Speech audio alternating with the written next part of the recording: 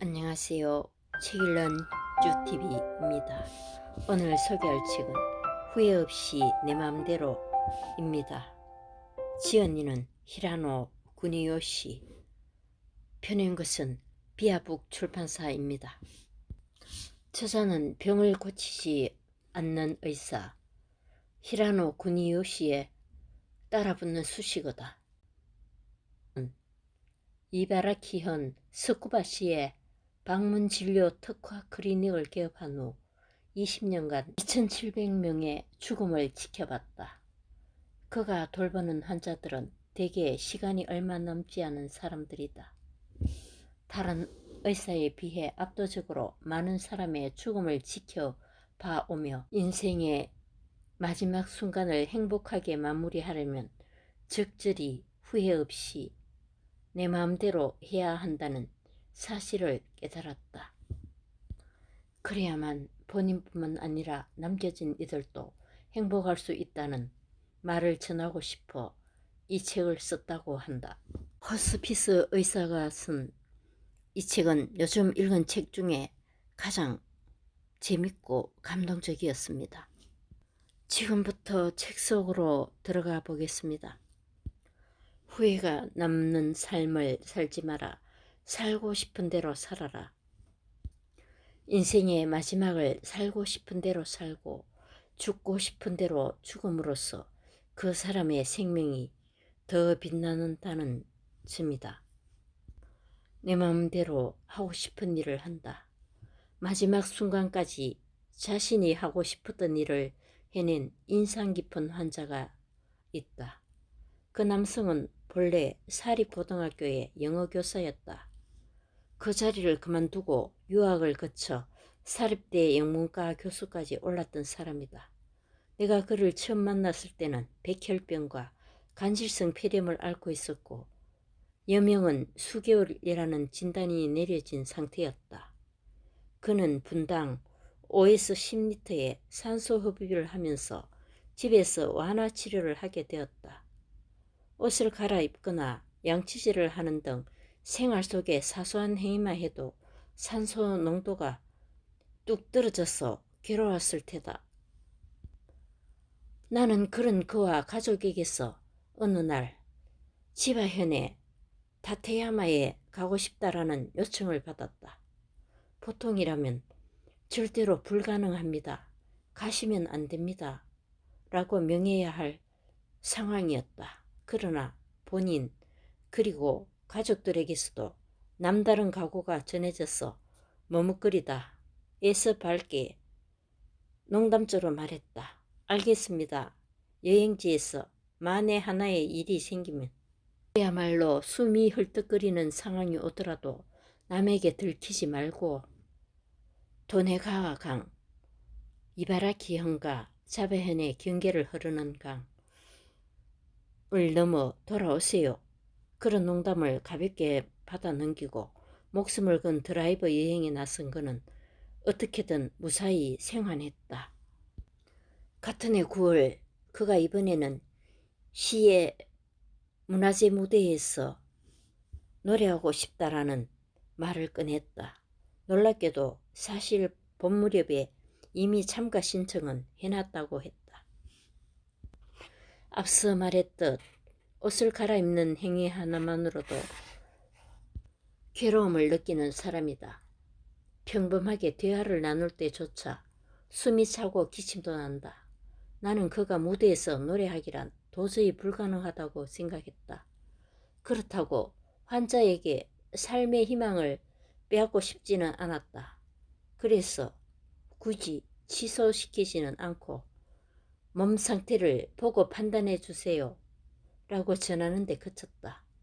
그러면서 경우에 따라서는 용기 있게 철수하는 것도 염두에 두세요 라고 덧붙였다. 하지만 솔직히 말하면 나는 속으로 이런 상태에서 노래를 부를 수 있겠느냐고 생각했다. 그리고 문화재 다음 주의 일이다. 여느 때처럼 그의 집에 왕진을 갔더니 간병 침대에 누워있던 그가 기쁜 듯 미소를 지으며 V포즈를 취해 보였다. 설마 라고 생각하고 있는데 그가 가족이 촬영했다는 동영상을 보여줬다. 그곳에 비친 것은 문화제가 열린 문화홀의 무대였다. 무대 위에서 스포트라이트를 받고 있는 사람이 보였다. 무대 의상을 입은 피아니스트와 바이올리스트 둘의 모습이었다. 두 사람이 연주가 시작되자 노래 문리브의 전주임을 알 수 있다. 영화 티파니에서 아침을 에서 주연 오드리 헵번이 부르고 앤디 윌리엄스가 앨범에 수록해 크게 히트한 왕년의 명곡이다.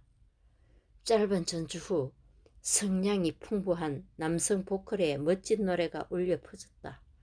그런데 무대 위에는 가수의 모습이 없었다. 노래 소리의 주인공은 영락없이 지금 내 앞 간병 침대에 누워있는 그였다. 그는 마이크를 통해 관객을 사로잡는 성량으로 낭낭하게 노래를 불렀다. 역시 전직 영문과 교수인 만큼 영어 가사 바람도 원어민과 비교할 때 전혀 손색이 없었다. 가족들에 따르면 완벽한 노래 소리는 들려오지만 가수의 모습이 무대 위에 보이지 않기에 처음에는 CD라도 틀어놓은 것이 아닌가 착각한 관객도 적지 않았다고 한다. 그러나 그는 분명히 노래를 직접 부르고 있었다. 영상은 은은한 불빛이 비치는 간uk 속에 있는 그의 옆모습을 포착했다. 만일을 대비해 그는 객석에서 마이크로 노래를 부르기로 선택한 것이었다.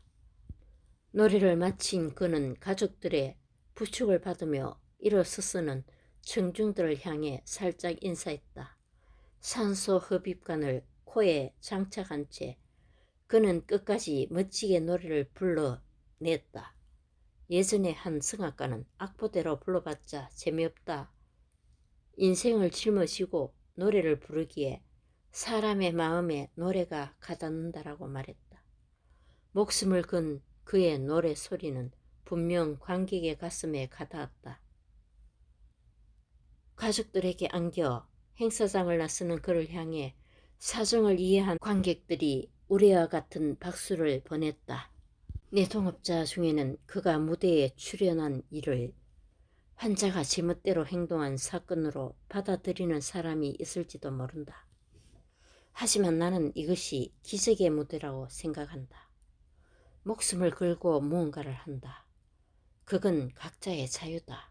자유는 누구도 빼앗을 수 없다. 그 결과가 기적이라고 부를 수 있는 것이 되든 제멋대로라고 나무랄 일이 되든 그런 것은 알 바 아니다. 하고 싶은 것을 한다. 그것뿐이다. 많은 사람을 호스피스 간병해온 지금 나는 남은 시간이 한정되어 있을수록 해보고 싶은 것을 해내야 한다는 사실을 알게 되었다. 제멋대로인 마음을 봉인할 필요는 어디에도 없다. 기적의 무대로부터 한 달 후 그는 조용히 최후를 맞이했다. 삶을 달 불태운 그의 얼굴은 그야말로 평온해 보였다. 선생님, 죽는 방법을 가르쳐 주세요. 죽음이라는 것이 뭐죠? 나 같은 말기 환자만을 진찰하는 방문진료 의사의 경우 이런 질문을 자주 받는다. 지금 그야말로 고통으로 가득 차 있는 환자 본인이 물을 때도 있고 의식을 잃은 환자의 가족이 앞으로 남편은 어떻게 되는 건가요? 아픔이나 괴로움이 더 심해질까요? 라고 묻기도 한다. 그럴 때 우선 저도 죽어본 적이 없어서 모릅니다 라고 답한다. 그러면 많은 경우 환자나 그 가족 그건 저도 압니다 라는 표정을 짓는다. 그때 나는 이렇게 덧붙인다. 이제 막 태어난 아기를 생각해 보세요. 점점 눈이 보이고 몸을 뒤집어 엉금엉금 기어가고 1년 정도 지나면 두 발로 서고 걸으며 점차 인간으로서의 기능을 획득하죠. 이번에는 그 반대의 일이 벌어진다고 생각해 보세요. 허리가 굽고 점점 걷기 어려워지며 이윽고 몸을 일으키지 못하고 그때까지 당연하게 행하던 음식 먹는 행위를 하지 못하게 되어 쇠약해지는 것이죠. 즉 사람의 죽음은 갑자기 탁 하고 모든 것이 끊기는 것이 아니다. 많은 방에 있는 여러 조명을 하나씩 끄는 것처럼 탁, 탁, 탁 하고 하나하나 스위치가 꺼져 나가는 것이다. 그리고 의식이 혼탁해지고 마지막에는 하호흡이 시작됩니다. 산소 흡입량이 적어지다 보니 몸이 턱과 목의 근육을 움직여서 어떻게든 산소를 받아들이려고 하면서 나타나는 호흡 상태예요. 괴로워 보이기나 헐떡거리는 것처럼 보이지만 환자는 이때 딱히 괴로움을 느끼지 않습니다. 하악 호흡 상태인 환자의 몸에서는 산소 흡입량이 줄어들고 이산화탄소는 축적되면서 내내 마약 물질인 엔도르핀이 분비된다. 그래서 본인은 괴로움이나 아픔을 느끼지 않는다고 여겨지고 있다. 그리고 이 타이밍에 환자 대다수가 갑자기 대화를 시작한다. 대화 상대는 이미 한참 전에 세상을 뜬 모친인 경우가 많다. 이것은 흔히 임종현상으로 부르는 것으로 결코 초자연적인 것만 아니다. 환자는 내뇌 마약의 영향으로 이 순간 환각을 보게 된다. 만나고 싶은 사람과 재회를 거치면서 그동안 공포의 대상이었던 죽음에 대해 저 세상도 나쁘지 않을지 모른다고 착각하게 만드는 과정이 아닐까.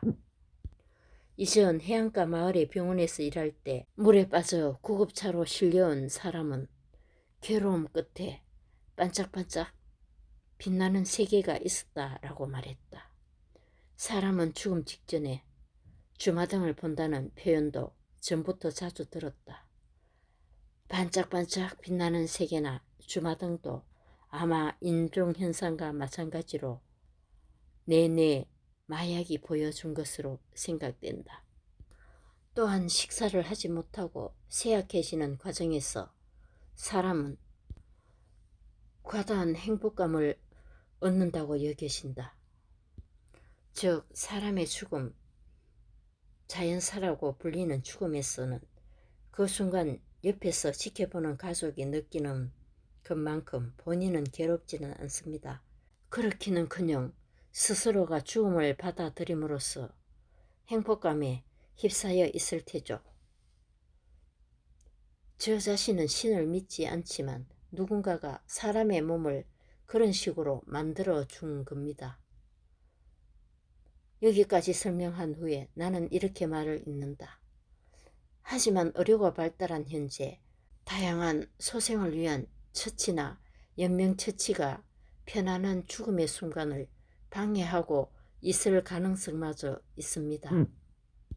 사람은 본래의 자연스러운 상태로 죽고 싶은 생물.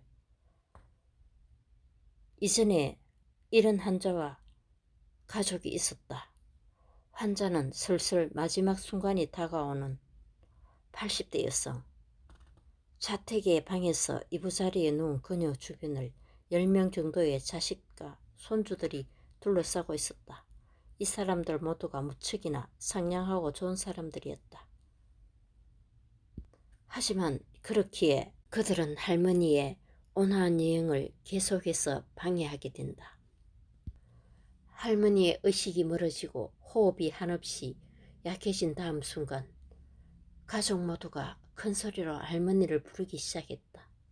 결국에는 소생술을 배운 경험이 있는 손주가 할머니 위에 올라타서 양손으로 가슴을 강하게 리듬에 맞춰 몇 번이고 눌렀다.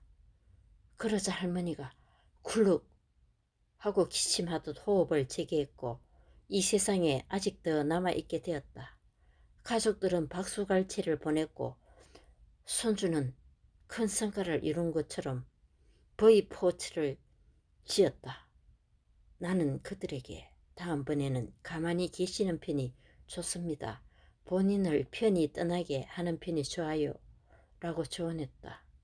하지만 몇 분 후 할머니의 의식이 멀어지자 다시 가족은 소리를 질렀고 가슴 위에 올라 소생술을 반복했다. 그리고 할머니는 다시 살아남았다. 이때 놀라운 일이 벌어졌다. 환자 본인이 입을 연 것이다. 이제 그만 좀 해. 결국 이 여성은 이날 세상을 뜨지 않았다.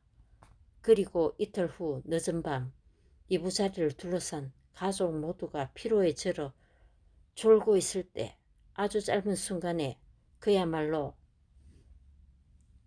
그 타이밍을 계산하고 있던 것처럼 할머니는 세상을 떴다. 70세 슬슬 분별을 버려본다. 공자가 말하기를 15세 배움의 뜻을 두었고 30이 되었으는 자립했으며 40이 되었으는 흔들리지 않았고 신이 되었으는 천명을 알았고 60이 되었으는 귀가 열려있는 그대로 듣게 되었고 70이 되었으는 마음이 가는 대로 따라도 법도를 넘지 않았다. 유명한 논어 속 한 구절이다.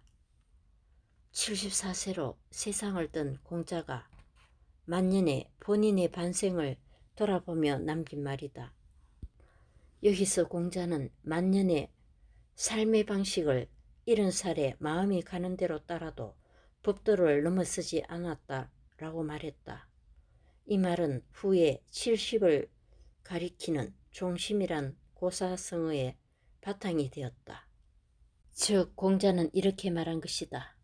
70세가 되면 자기 생각대로 행동해도 인간으로서의 도덕 규범을 넘는 일은 하지 않아야 한다. 물론 법에 저촉되는 일은 몇 살이 되더라도 해서는 안 된다. 범죄를 저지르거나 누군가를 해치는 일은 물론이다. 나는 2500년 전에 고명한 사상가의 의견을 지지한다. 사람은 70세가 되면 제 아무리 하고 싶은 대로 행동하더라도 사람의 길을 크게 벗어나지 않는다.